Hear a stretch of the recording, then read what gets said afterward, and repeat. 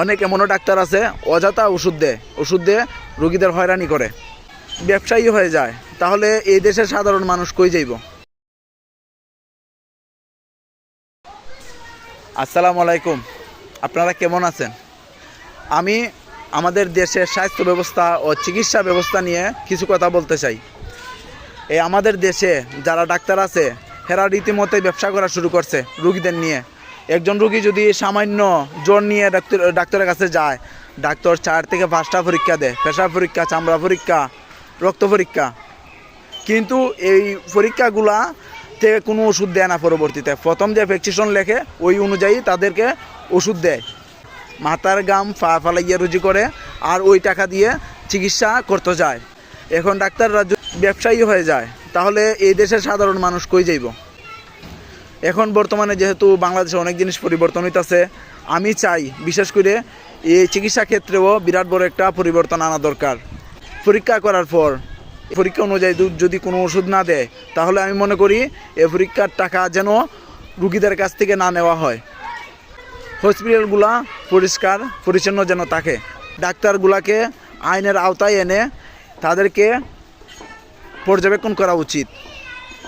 অনেক এমনও ডাক্তার আছে অযথা ওষুধ দিয়ে রোগীদের হয়রানি করে। অনেক এমনও ডাক্তার আছে অযথা ওষুধ দিয়ে রোগীদের হয়রানি করে।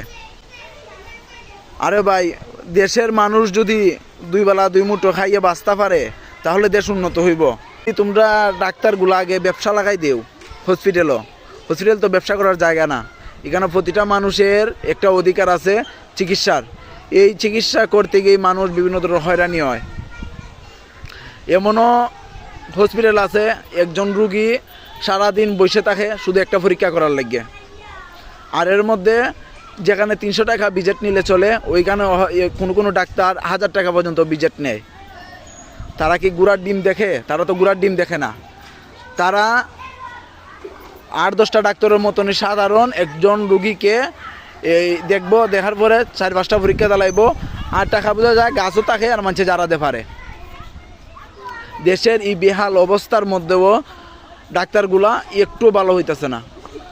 এখন আমাদের মাননীয় প্রধানমন্ত্রী বা এমপি মহোদয় যারা আছেন, যারা চিকিৎসা ক্ষেত্রে বিরাট বড় পরিবর্তন আনতে পারবেন, তারা অবশ্যই এই দিকে একটু নজর দিবেন দয়া করে।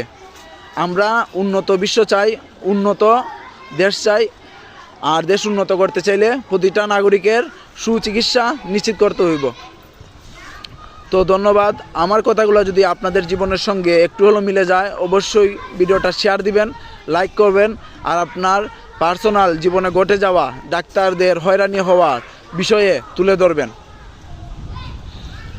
আসসালামু আলাইকুম, সবাই ভালো থাকবেন।